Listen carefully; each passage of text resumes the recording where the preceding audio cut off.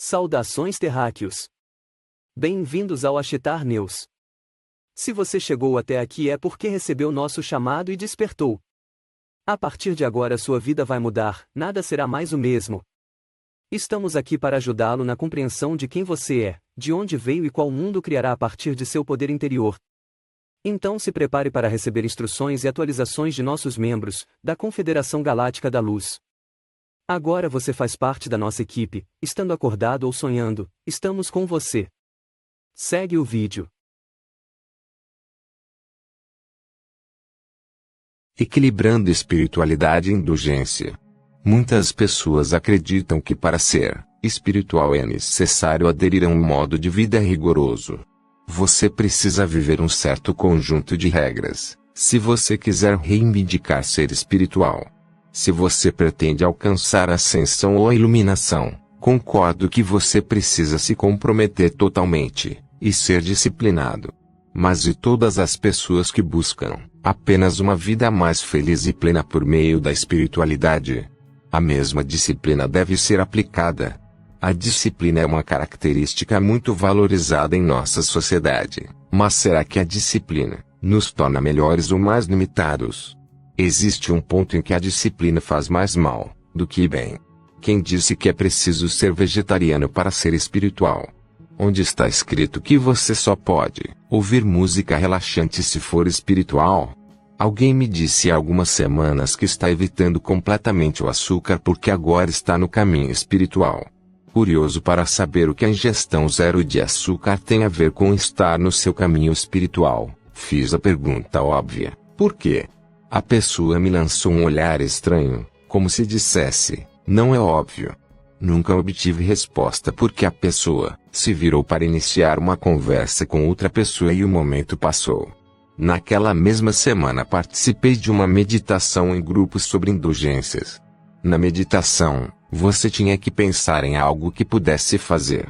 Como você pode imaginar, muitas coisas surgiram em minha mente. Desde um bom romance até comer um saco de batatas fritas, desfrutar de uma taça de vinho, café, chocolate, nem preciso dizer que é uma longa lista. Isso me fez sorrir só de pensar nisso. São as pequenas coisas da vida que podem me trazer tanta alegria. Então, enquanto eu estava sentado ali, sorrindo e me sentindo bem comigo mesmo, a meditação mudou de direção. De repente, pediram-me que me imaginasse exagerando na minha indulgência. Por exemplo, se sua indulgência é chocolate, você come até enjoar. Foi nesse ponto que comecei a ter dificuldades com a meditação. Tenho muitas indulgências que me permito porque sou da opinião de que a vida deve ser aproveitada. Também sei por experiência própria que, quando me permito essas indulgências e me sinto bem com isso, nunca sinto necessidade de exagerar. No final, optei por parar de participar desta meditação em particular porque não queria me imaginar exagerando em nada. Simplesmente não parecia certo para mim.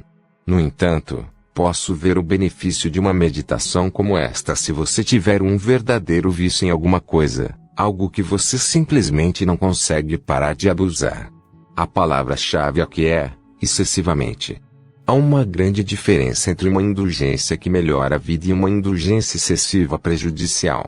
É importante entender isso porque pensar que todas as indulgências são ruins para você é uma abordagem muito desequilibrada da espiritualidade. O que percebi é que algumas pessoas parecem pensar que se você se restringir de qualquer coisa prazerosa, você se tornará mais espiritual. A base para esta crença pode ser encontrada em muitas religiões, que nos ensinam que a disciplina e o sofrimento tornam você um ser mais espiritual. Na minha opinião, restringir ou negar a si mesmo não o torna mais ou menos espiritual, nem o acelera no caminho espiritual. Acredito que estamos aqui para vivenciar a vida, não para tirar a alegria dela, porque escolhemos um caminho espiritual. Eu acredito muito no equilíbrio. Por exemplo, de vez em quando ouço heavy metal. No início, fiquei relutante em compartilhar essa verdade sobre mim, porque sei por experiência própria que algumas pessoas de mentalidade espiritual desaprovam esse tipo de indulgência. E é exatamente por isso que decidi compartilhar esta informação. Eu sei que gosto disso e, por isso, me recuso a negar essa parte de mim mesmo, porque me amo e me aceito o suficiente para possuir essa indulgência e me sentir bem com isso. Isso me torna menos espiritual? Certamente não. Isso apenas me torna alguém que pode apreciar a espiritualidade em todas as coisas. Será que me torno uma pessoa menos centrada e clara se gosto de um bom bife? Absolutamente não. Mas dedico um pensamento de gratidão à vaca. Eu me torno uma pessoa menos amorosa se permitir que a raiva ou a frustração apareçam. Sem chance. Somos indivíduos multifacetados, com uma enorme variedade de emoções que devem ser vivenciadas, não rotuladas como boas ou más. Você não precisa suprimir as chamadas emoções ruins simplesmente porque elas não se enquadram na visão mundana de ser uma pessoa espiritual. Em nossa essência, somos todos seres espirituais, independentemente de como vivemos nossas vidas. Se você não está buscando a iluminação, aproveite sua jornada espiritual com uma boa dose de equilíbrio. Pare de se criticar só porque comeu 2 biscoitos em vez de 1 ou porque tomou uma taça de vinho. Você não é uma pessoa menos espiritual, se gosta de dançar em uma boate ou de ler um bom thriller. Pessoalmente, tento viver minha vida mantendo estas 2 regras simples em mente. 1. Não prejudicar ninguém. 2. Espalhe amor e luz onde quer que eu vá. Tudo mais na vida está aberto à discussão e disponível para ser vivenciado. A escolha é minha, ou o seu.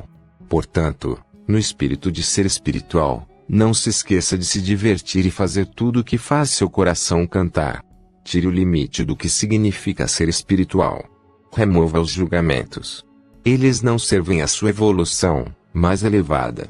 Ser equilibrado é uma maneira saudável e maravilhosa de viver. Fonte: Suzanne Kempken. Momento: Espírita. Chaga da sociedade. Qual será o sentimento que é a raiz de todos os males que nos infelicitam? Os mensageiros espirituais que nos vêm elucidar, desde há muito, apontam ser o egoísmo, a grande chaga da humanidade. Dele derivam todos os demais vícios. Incompatível com a justiça, o amor e a caridade, neutraliza mesmo as demais qualidades. A fim de nos melhorarmos, contribuindo para o aperfeiçoamento do mundo em que nos movemos, é preciso que nos esforcemos para nos libertarmos dessa chaga. Quando o egoísmo governa, podemos ver claramente a sua semeadura de amargores.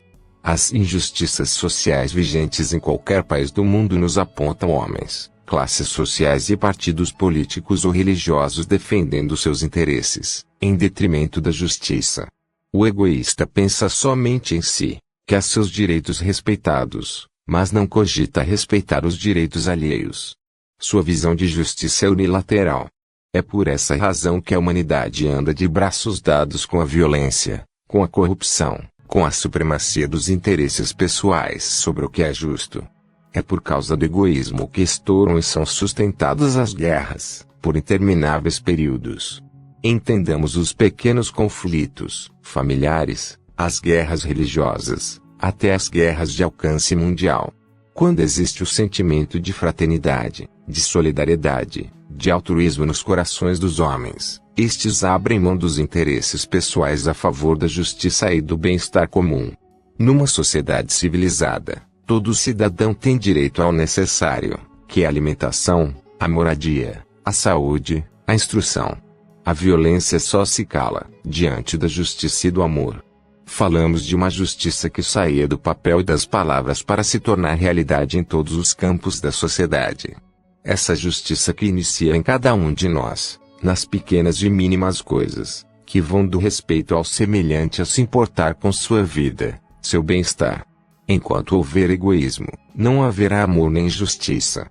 É urgente erradicar essa ferida social, de uma vez por todas, para que possamos vislumbrar a esperança de vivermos em um mundo em que a justiça e a fraternidade sejam uma realidade. Esse grave problema só será extirpado do coração do homem quando o bisturi da educação for manipulado com sabedoria. Quando o germe do amor for implantado no coração da criança, ele florescerá e dará frutos capazes de neutralizar o ódio e a injustiça. Eis o grande papel que a educação é convocada a realizar. Uma educação baseada no exemplo e na máxima evangélica que estabelece fazer ao outro o que gostaríamos que o outro nos fizesse. À medida que os homens se instruem acerca das coisas espirituais, menos valor dão às coisas materiais. Eis um primeiro passo, que deve ser seguido de uma reforma nas instituições humanas que estimulam o egoísmo e o mantém vivo. Isso depende da educação. Não da educação que simplesmente faz homens instruídos, mas daquela que forma homens de bem. Pensemos nisso. Redação do Momento Espírita. Se gostou do vídeo, deixe seu like e compartilhe. Muitas bênçãos e até a próxima.